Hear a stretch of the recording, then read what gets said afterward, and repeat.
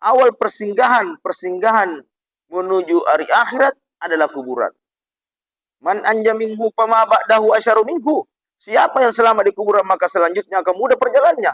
Wa man lam yamju minhu fama ba'dahu asaddu minhu. Siapa yang tidak selamat di kuburan maka selanjutnya akan menemukan kesulitan-kesulitan.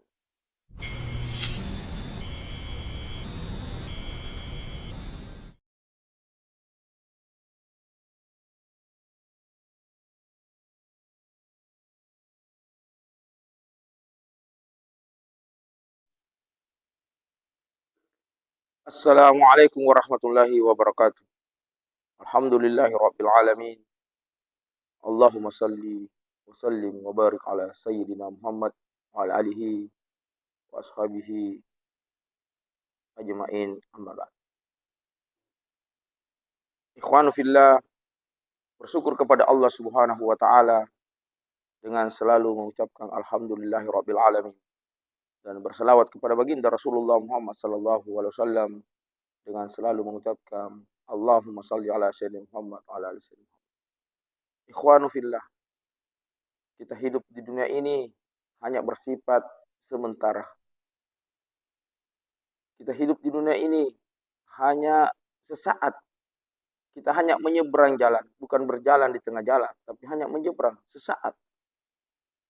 Maka setelah kita tinggalkan dunia ini, maka ada namanya alam barzakh, yaitu adalah persinggahan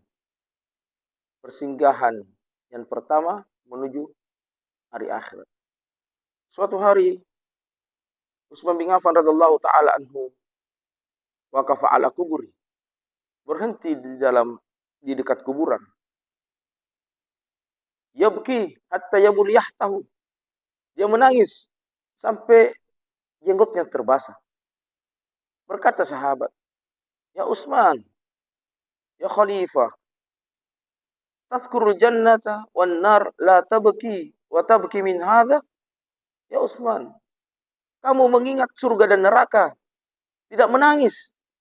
Tetapi kamu menangis karena ini, ditunjuk kuburan. Utsman bin Affan radhiyallahu taala anhu menangis ketika melihat kuburan. Kita kenal siapa Utsman bin Affan radhiyallahu taala, menantu daripada Rasulullah sallallahu alaihi wasallam. Dia sudah dijanjikan masuk ke dalam surga.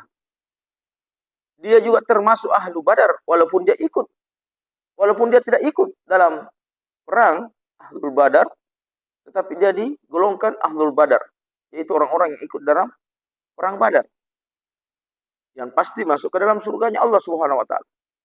Maka bertanya sahabat, kenapa menangis ketika melihat kuburan? Bukankah kamu ini orang yang selamat? Apa kata Utsman bin Affan radhiyallahu taala anhu? Sesungguhnya saya pernah mendengar Rasulullah sallallahu alaihi wasallam bersabda, "Awwala manazil yaumil akhir qabri." Awal persinggahan menuju hari akhirat adalah kuburan. Man anja minhu fama ba'dahu asyaru minhu. Siapa yang selamat di kuburan maka selanjutnya akan mudah perjalanannya. Wa man lam yamju minhu fama ba'dahu asaddu minhu. Siapa yang tidak selamat di kuburan maka selanjutnya akan menemukan kesulitan-kesulitan. Karena di dalam kubur ada siksa yang sangat dahsyat. Maka pertanyaan terbesar, bagaimana caranya kita untuk selamat di kuburan? Maka ada amalan yang membuat kita selamat di dalam kuburan dan mendapatkan ketenangan di dalam kuburan sampai dibangkitkan nanti di padang mahsyar. Kita dikumpulkan, kita merasa nyaman di kuburan, ada cahaya di dalam kuburan, seperti kita tidurnya pengantin baru di dalam kuburan. Maka salah satu hadis Rasulullah sallallahu alaihi wasallam dari sahabatnya Ibnu Mas'ud radhiyallahu taala anhu, Man qara tabarakalladzi biyadil mulku. Ini surat Tabarak yang 30 ayat. Kullu lailati, setiap malamnya, mana Allahu biha min adzabil kubur, maka Allah akan menghalanginya daripada siksa kubur. Maka siapa yang membaca surah Tabarak yang 30 ayat itu sebelum tidur atau sesudah Isya, setiap malamnya istiqomah terus-menerus, maka ketika dia masuk ke dalam kubur atau dia berpindah ke alam barzakh, maka kenikmatan yang dia rasakan di alam barzakh tidak pernah dia temukan kenikmatan yang ada di dunia ini sampai dibangkitkan untuk dikumpulkan di padang mahsyar. Maka ketika sahabat dulu mengatakan ini adalah surah Al-Mani'ah, yaitu surah penghalang daripada siksa kubur. Digelar surah ini pada zaman Rasulullah SAW. Maka ikhwanu fillah, inilah peluang emas. Inilah kesempatan yang Rasulullah SAW berikan kepada kita untuk mengamalkannya tiap malam. Jadi sebelum tidur, jangan tinggalkan surah Tabarak ini. Surah Al-Mulk ini hanya 30 ayat. Tidak menyita waktu yang banyak. Bisa saja waktu kita tersita lebih banyak daripada membaca surah Al-Mulk ini. Ikhwanu fillah, semoga dengan